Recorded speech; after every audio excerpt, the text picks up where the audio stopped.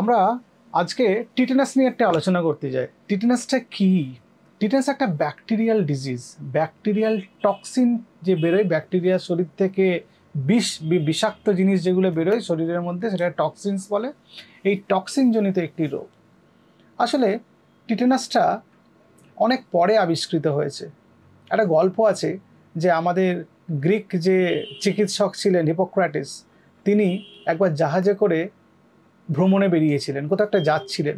সেই জাহাজের যে সেল মাস্টার, তার দেখলেন যে চোয়াল শক্ত হয়ে যাচ্ছে, ঘাড় শক্ত হয়ে গেছে এবং তার পিঠটা কিছুটা আর্চের মতো, তিনি খাবার খেতে পাচ্ছেন না এবং তার সঙ্গে জ্বর।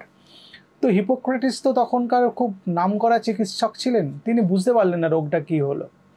তো রোগটা তিনি বুঝতে পারলেন না, কিন্তু সিমটমগুলো তিনি মনে রেখেছিলেন এবং সিমটমগুলো মনে রাখার ফলে পরবর্তীকালে আমাদের বুঝতে সুবিধা হয়েছিল বিভিন্ন লিটারেচারে পড়ে যে ওটা তখন টিটেনাস ছিল এবং that was the first documented case of tetanus. ওটাই প্রথম বিশ্বে ডকুমেন্টেড কেস অফ টিটেনাস ছিল। পরে ওই যে সেল মাস্টার বা জাহাজের যার ওই টিটেনাসটা হয়েছিল তিনি মারা যান, তখন কারণ চিকিৎসা ছিল না টিটেনাসের। এই টিটেনাসটা কিভাবে ছড়ায়? টিটেনাসটা স্পোর থাকে, ক্লস্ট্রিডিয়াম টিটানি বলে একটা ব্যাকটেরিয়া, তার স্পোর নোংরা জায়গায়, কোনো রাস্টি নেল বা কোনো জং বা মরচে পড়ে যাওয়া পেরেকের গায়ে বা কোনো অনেক দিনের পুরনো পাতা, তার মধ্যে থাকে এবং এরা হিট এবং ময়েশ্চার রেজিস্ট্যান্ট হয়। প্রচণ্ড গরম বা আর্দ্রতা থাকলেও ওকে নষ্ট হয় না স্পোরগুলো, অনেক দিন অবধি থাকতে পারে, 5-10 বছর 15 বছর থাকতে পারে এবং মাটিতে থাকতে পারে।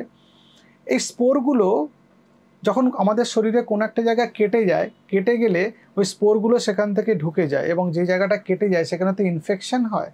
ইনফেকশনের জন্য ওই জায়গায় অক্সিজেনেশন হয় আর কি, মানে ওই জায়গাটার মধ্যে অক্সিজেন কম থাকে, তাহলে স্পোর আর ব্যাকটেরিয়ার বংশবৃদ্ধিতে খুব সাহায্য করে এবং বংশবৃদ্ধিতে সাহায্য করার ফলে ওই স্পোরগুলো আরও সংখ্যায় বাড়তে থাকে এবং ওর মধ্যে থেকে টক্সিন বেরোয়।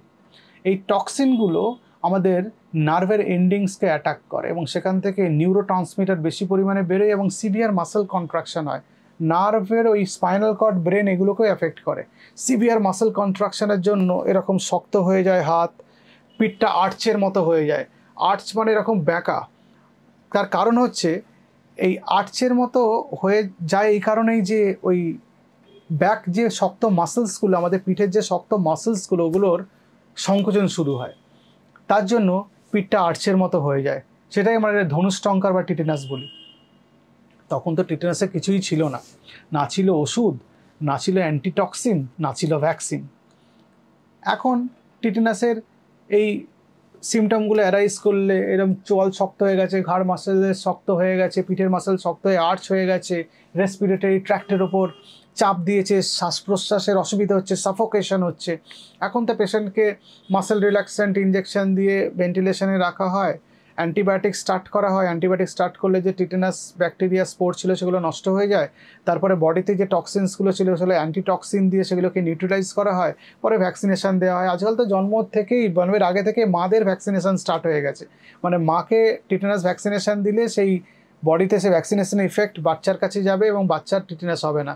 কারণ আজও সারা পৃথিবীতে 20,000 ইনফ্যান্ট মারা যায় এই টিটেনাসে জন্মের পরে। সাবসাহারান আফ্রিকা, এইসব জায়গাগুলো যেখানে খুব গরিব দেশ, যাদের ভ্যাকসিনেশন অতটা ভালো না, সেখানে প্রচুর বাচ্চা মারা যায়। প্লাস আজকাল বাচ্চাদের জন্মের পরেও তো টিটেনাস ভ্যাকসিনেশন শুরু হচ্ছে, তাতে টিটেনাসের মৃত্যুর হার অনেক কমে গেছে। এবং এটা একটা খুব ইম্পর্টেন্ট, আমাদের একটা লার্নিং আছে এখান থেকে, যে কোথাও কেটে গেলে আমরা জায়গাটা কোনো নোংরা জায়গা থেকে কেটে গেছে, যদি ভ্যাকসিনেশনের ব্যাপারে আমি শিওর না হই, ভ্যাকসিনেশন নেওয়া এবং জায়গাটাকে ভালো করে ক্লিন করতে হবে, তাহলে টিটেনাস প্রিভেন্টেবল। কারণ এখনও সব পৃথিবীতে টিটেনাস রোগ হয় কিন্তু। আর যেহেতু ভ্যাকসিনেশন আমাদের ভ্যাকসিনেশন ইমিউনাইজেশন যে শিডিউল আছে সেটার মধ্যে ভ্যাকসিনেশন, টিটেনাস ভ্যাকসিনেশন ইনকর্পোরেট করা আছে, তো আলাদা করে বাচ্চাদের কেটে ফেটে গেলে তার ভ্যাকসিনেশন টিটেনাসের নেওয়া থাকলে আর আলাদা করে টিটেনাস ভ্যাকসিনের প্রয়োজন নেই, কারণ তার টিটেনাস হবে না। এবং বয়স বাড়লে ইমিউনিটিটা কমে যায়, তো টিটেনাসের ইফেক্টটাও বডিতে, ভ্যাকসিনেশন ইফেক্টটাও কমে যায়। তার জন্য 10 বছর ছাড়া ছাড়া ভ্যাকসিনটা রিপিট করতে বলা হয়। তবে আমাদের দেশে আমি বলি 5 বছর ছাড়া ছাড়াই একটা ভ্যাকসিনেশন রিপিট করবেন। আপনার যদি রিপিট ভ্যাকসিনেশন নেওয়া থাকে, বুস্টার যদি নেওয়া থাকে এবং আপনি যদি শিওর থাকেন আপনার ভ্যাকসিনেশনের ব্যাপারে, তাহলে কখনো কেটে গেলে বারবার দৌড়ে দৌড়ে টিটেনাস ভ্যাকসিনেশন নেওয়ার কোনো প্রয়োজন নেই। তো মোটামুটি টিটেনাস কিভাবে হয় সেটা আজকাল আধুনিক চিকিৎসা পদ্ধতিতে কিভাবে টিটেনাসকে ম্যানেজ করা হয় এই পুরো ব্যাপারটা জানলাম। এটাও জানলাম যে টিটেনাস ভ্যাকসিনেশনটা গর্ভাবস্থায় মায়ের খুব জরুরি, নাহলে বাচ্চার যে আম্বিলিকাল কর্ড, যে নাইকুণ্ডলী বাচ্চার ওখানে ঘা হয় জন্মের পরে, মানে যেহেতু কর্ড কাটার পর ওই জায়গাটা তো একটা সারফেস থাকে, সেখান থেকে টিটেনাস হওয়ার সম্ভাবনা থাকে। তো সেই জন্য গর্ভাবস্থায় মায়ের এই টিটেনাস ভ্যাকসিনেশন নেওয়া হয় এবং আমাদের খেয়াল রাখতে হবে। এটা একটা জনসচেতনামূলক ভিডিও আপনি বলতে পারেন, যে গর্ভাবস্থায় মায়েদের যাতে টিটেনাস ভ্যাকসিনেশন নেওয়া হয় সেই ব্যাপারে আমাদের এনশিওর করতে হবে যাতে তাদের ভ্যাকসিনেটেড হয়ে যান। তো মোটামুটি টিটেনাস নিয়ে আমাদের একটা আলোচনা হলো। টিটেনাস কেন হয়, তার চিকিৎসা পদ্ধতি কী, কীভাবে তার ট্রিটমেন্ট করা যায়। টিটেনাস হলে যদি বাড়িতে আমরা পেশেন্টকে ফেলে রাখি তাহলে মৃত্যু হয়ে যাবে, হাসপাতালে ভর্তি করে ইন্টেন্সিভ কেয়ারে তার চিকিৎসা করতে হবে। টিটেনাস একবার নেওয়া থাকলে আপনার ভ্যাকসিনেশন টিটেনাস হলো, তাহলে আপনি যদি এই ভ্যাকসিনেশন আবার 5 বছর পরে রিপিট করে নেবেন, কারণ মোটামুটি দেখা গেছে 10 বছর অবধি ইফেক্ট থাকে। তো আমরা কোনো চান্স না নিয়ে আমরা বলি 5 বছর ছাড়া ছাড়া এক একটা ভ্যাকসিনেশন রিপিট করে নেবেন। এর মধ্যে যদি এই 5 বছর নিলেন, মনে করুন আপনি 2024 সালে টিটেনাস ভ্যাকসিনেশন নিলেন জানুয়ারি মাসে, আবার নেক্সট 2029 সালে জানুয়ারি মাসে ভ্যাকসিনেশন নেবেন। এর মাঝখানে কেটে গেলে আপনারা ভ্যাকসিনেশন নেওয়ার দরকার নেই। তবে এর মধ্যে কোনো সার্জারি বা কিছু হলে সার্জন যেহেতু চান্স নেবেন না, তাহলে আপনাকে ওই সময় উনি টিটেনাস ভ্যাকসিনেশন নিতে বলবেন, তখন নিয়ে নেবেন। মানে এর মধ্যে ভ্যাকসিনেশন নিলে আপনার কোনো ক্ষতি নেই। একবার ভ্যাকসিনেশন নেওয়া হয়েছে বলে 5 বছরের মধ্যে আর নেওয়া যাবে না, ব্যাপারটা তা নয়। নিলে কোনো ক্ষতি নেই, বরং উল্টে কিছুটা ভালো কিছুটা উপকারী। এই হচ্ছে টিটেনাস ভ্যাকসিনেশনের নিয়ম।